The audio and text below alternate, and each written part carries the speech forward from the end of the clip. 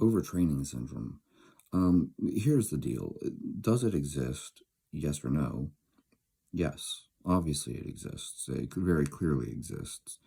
Are you suffering from it? Most likely not. And this is the thing that I find interesting. If you're watching this video, you probably think that you have overtraining syndrome. That's why you're watching this video.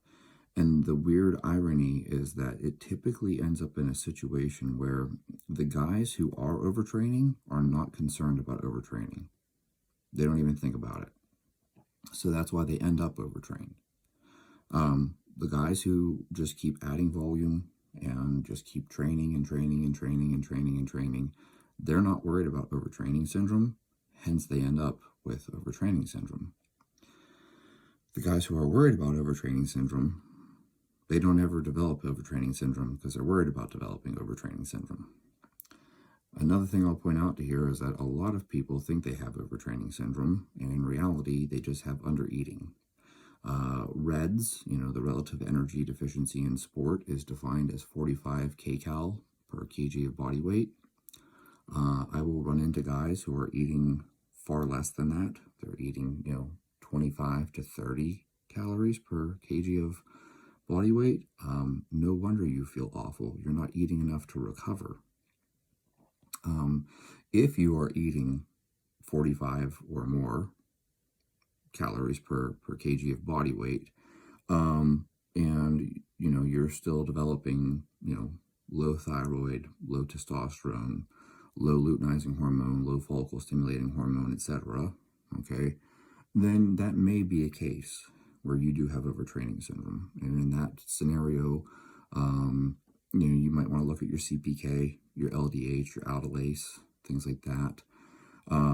Those would be important things to examine. You might also want to look at your sodium, BUN, and gosh, there's one more thing.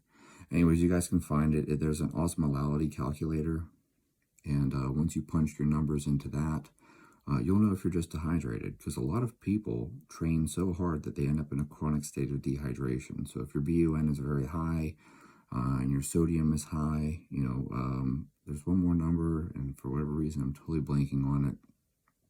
But the point being, if you are chronically in hypernatremia because you're dehydrated, that will definitely make you feel like you have overtraining syndrome. Okay.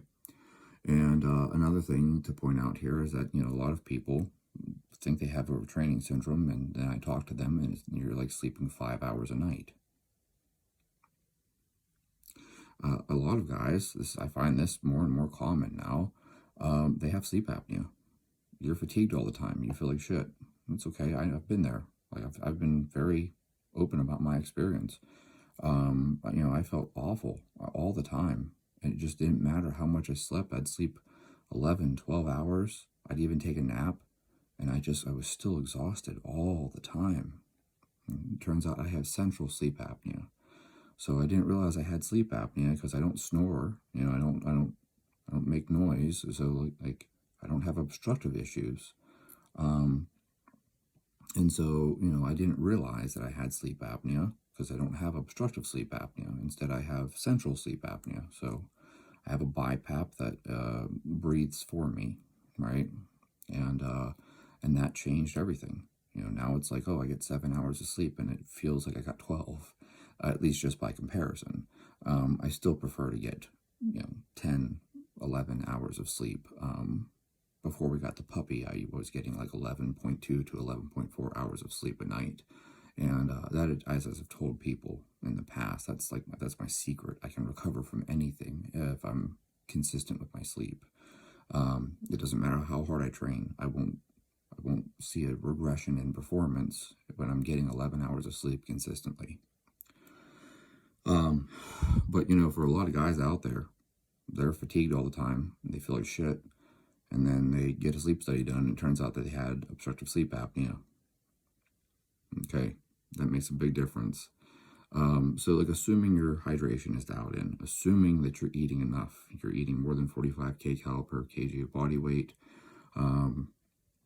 assuming that you have your sleep dialed in, assuming that you have everything else dialed in, If you still have low thyroid, low testosterone, low FSH, low LH, if there's a perturbation in your ACTH and your cortisol levels, your DHEA sulfate is low, then in that case, you may be overtraining.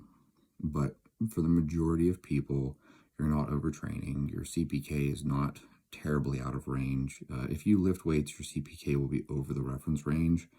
But there's a big difference between you just being slightly outside of the reference range and then having a CPK of like 5,000. Same thing for like LDH and aldolase. Like if you do a hard workout, yes, those will be those will be slightly elevated the next day. If you're way out of range, you're breaking down excess muscle and you're probably overtraining. But only in the big picture, right? None of these things are things that you would look at by themselves, right? And I'm just speaking of my own personal experience here because I'm not giving out medical advice, but when I was running 120 miles in a week and swimming an additional 60 miles, like I could eat all I wanted. Like it didn't matter. Like I would just eat pizza and pints of Ben and Jerry's, and I could just put down the calories like in an insane amount of food. And I was still smoked all the time.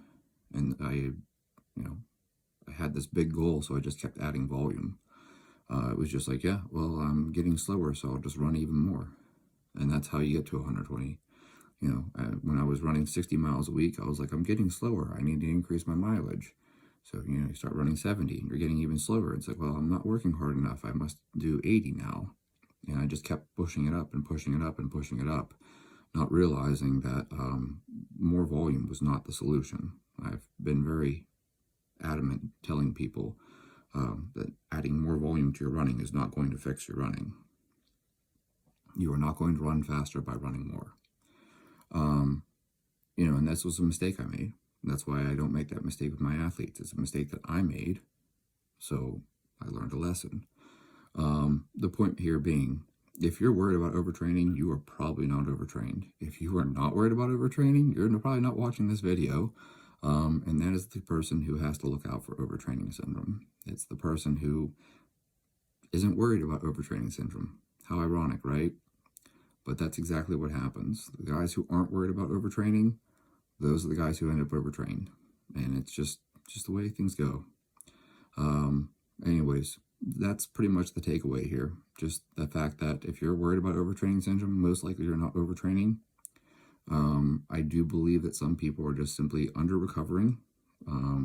They are not taking care of other things. And even if you weren't training, if you have sleep apnea and you're not eating enough, you would feel like crap even if you didn't train. There's a lot of people out there who don't train. They don't lift weights, they don't run, they don't do anything, and they are fatigued and they feel like crap all the time.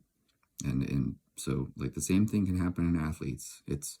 You're fatigued. It has nothing to do with your training. It has everything to do with the fact that you have sleep apnea and you're dehydrated and you're not eating enough. So just something for you guys to think about.